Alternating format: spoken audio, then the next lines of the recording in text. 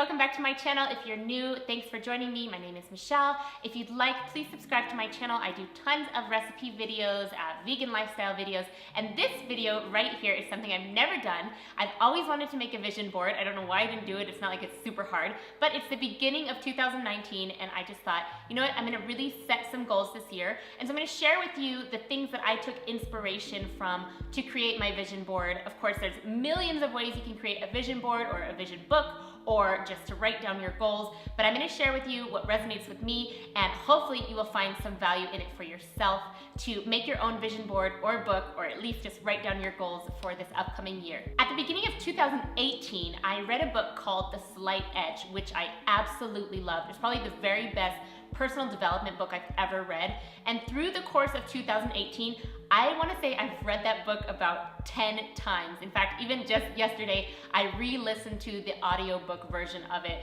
I think it is such a great book. I don't think I mentioned it on this channel before, but I know that some of you were asking me some books that I enjoy, and that is by far my absolute favorite personal development book. Go out and buy it, or go to the library and get it, because it's really like step by step, this is the why behind the how-to kind of thing, and how to just really get motivated to make some changes in your life. And the slight edge is basically something that's working for you or working against you all the time, every day, either in the negative or the positive. And it talks about making definable, simple goals that you can attack every single day to see your goals come true. So the goals portion of my vision board heavily is coming from The Slight Edge and what it talks about in that book. And then randomly, a few weeks ago, I was listening to a free audiobook on YouTube, which I will link down below as well. And I just really got a lot of value out of that audiobook. Since then, I've probably listened to it 3 times. When I like something, or when something's really resonating with me, I like to listen to it over and over, or read it over and over to really let the material sink in. And so I did that as well. So the ideas for the affirmations and the scriptures on my vision board come from that audiobook as well. And then it's important, if you're doing a vision board, to have photos or pictures out of a magazine of some kind of things that trigger something, so that you can think about them and think on them often, and those pictures kind of give you a visual to think about. In The Slight Edge, it gives you 7 areas to think about the goals that you want to have in those areas. Things like, where do you want to be in the next 5 to 10 years? What do you want your finances to look like? Your relationships with other people, your work, your health, and your spiritual aspects of your life. What you want all of those things to be like. And it takes it a step further and kind of gives you some tools and questions to ask yourself, like, okay, this is my goal. For example, I want to live in Hawaii, and I really want to live in Hawaii quite soon. It's been my goal for a really long time, and so this is the year I want to start to take action towards that goal. There's really an importance behind having your goals be extremely specific. So yes, I want to live in Hawaii, but which island do I want to live on? Where do I want to have my house? What kind of acreage do I want to have? It's almost like you would be explaining it to a close friend. Oh, do you want to live in the mountains, or do you want to live near the beach? What would you grow on your land? How many bedrooms would you have? All those specific things that come down to that blanket goal of I want to live in Hawaii.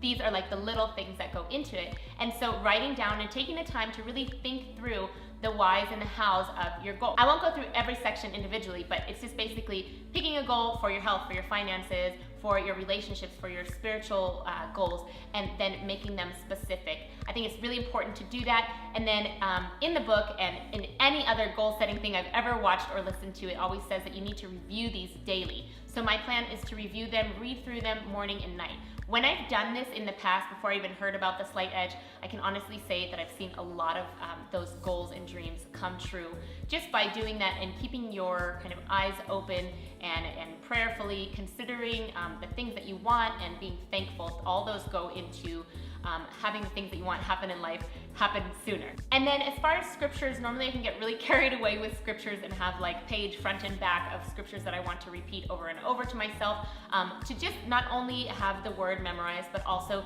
to encourage myself and remind myself to lean on God. This time I've only chosen 2. I have a feeling, because I know myself, that I'll probably add some more in the future. But the good thing about a vision board or a vision book, or just writing down your goals, as time goes by, you have the option to adapt and change, or take something off that's really, you know, your life has kind of turned in a different direction, and now you see things in a different way, and you can revisit it and revise as you go.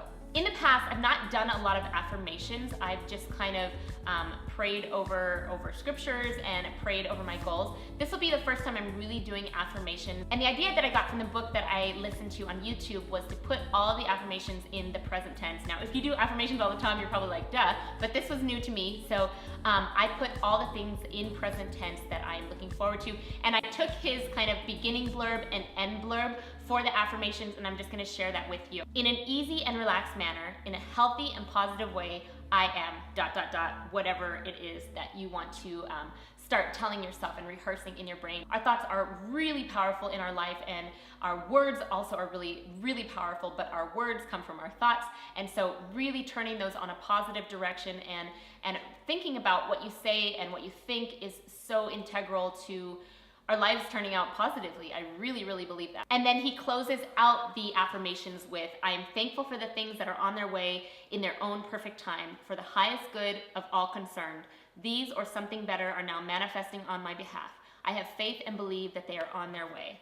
And I think that's a really great way to end, because a lot of times when I set goals, I'm such like a what if kind of person. I'm like, okay, I really want this to be the goal, but what if this isn't God's will for my life? What if something changes? What if down the line, 6 months, this is not what I want? A lot of times I feel like I think I know what I want and I'm going for it, but then life moves in a different direction. So these or something better is manifesting on my behalf. I love that. And then the pictures that I've chosen, I didn't go out and buy a bunch of fancy magazines. I'm not like a super crafty person. It didn't need to be perfect for me. If that's what you love to do, absolutely do it. I just took some construction paper that Eli had and a Sharpie and wrote down goals, affirmations, and scriptures, and thumbed through a couple of old magazines that were at my mom's house and some that I had here that I was gonna burn in the fireplace.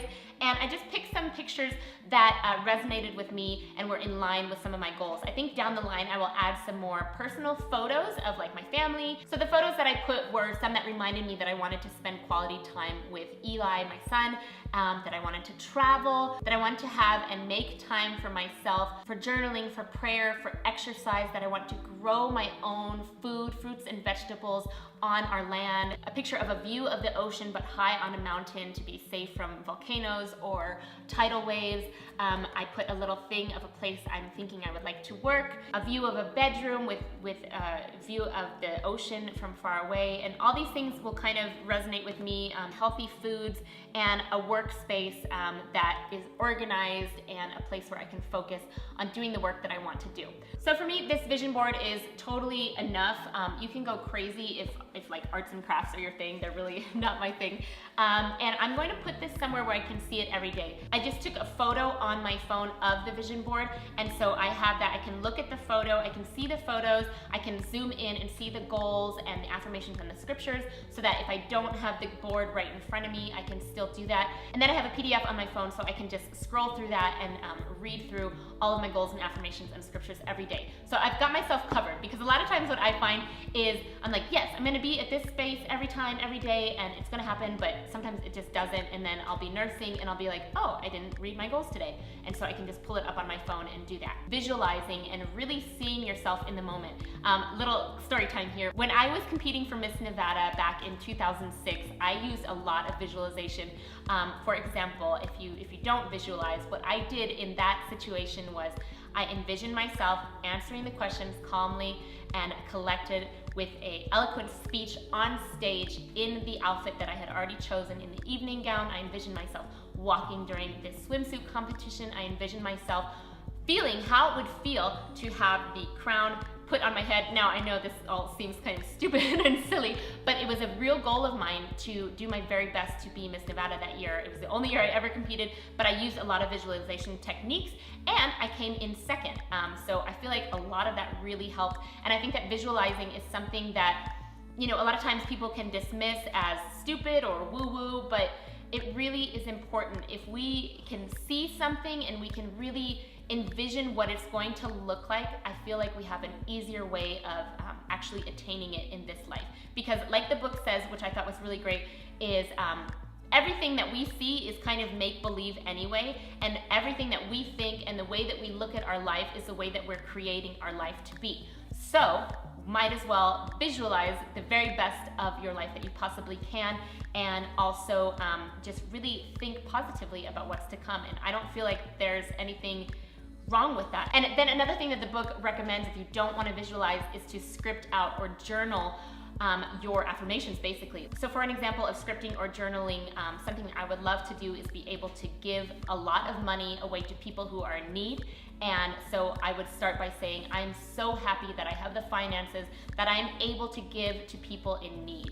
If someone has a need that I can meet, I will be able to do it. I do it frequently. If I see someone on the side of the road asking for money, I have the money to give them. If my friend is needing a washer or dryer, or my friend is needing some finances, I can help them. So those are things that, you know, you just speak out loud and you speak into existence, speaking those things that are not as though they were. And I think there's a lot of power in that. And then just being really thankful for the things that are coming. I think that if your goals and your intentions are good, you know, some things won't work out. That's just life, right? Some things don't work out. But I think that if you focus on the good and you focus on being thankful for the things that are to come, they will come, whether it is exactly as you've planned it or a little bit different. All things work together for the good of those who love the Lord. And I didn't mean this to become super preachy or anything like that, but all these principles really tie into the Bible anyways, and if that's what you believe, I think that you're gonna be well on your way. So that is my plan for vision board, and one of my other little goals is to start journaling again at least 3 times a week. I really miss journaling. I think it's a really great way if you don't have like a therapist to talk to, or you don't have people that you can confide in all the time. Writing out your thoughts and writing out what you want to see happen in your life is such a powerful tool. What are some of your goals? Are they scary? Are they big? Are they things that you can really see yourself doing? I think that this is such an important thing in life, to really see your life in the best possible way that you can and do your very best to take action and make those things start to happen. So that's it. Let me know what you think, and if you vision board, like I said, this is my very first time doing this. I don't know why I haven't done it before, but I am definitely a goal setting nerd, and I love to set goals and really have high hopes for things to come. I wish you all the best in 2019, and if you feel comfortable and you'd like to, I'd love to hear some of your goals for this year. Thank you so much for watching, and I will see you soon. Bye-bye.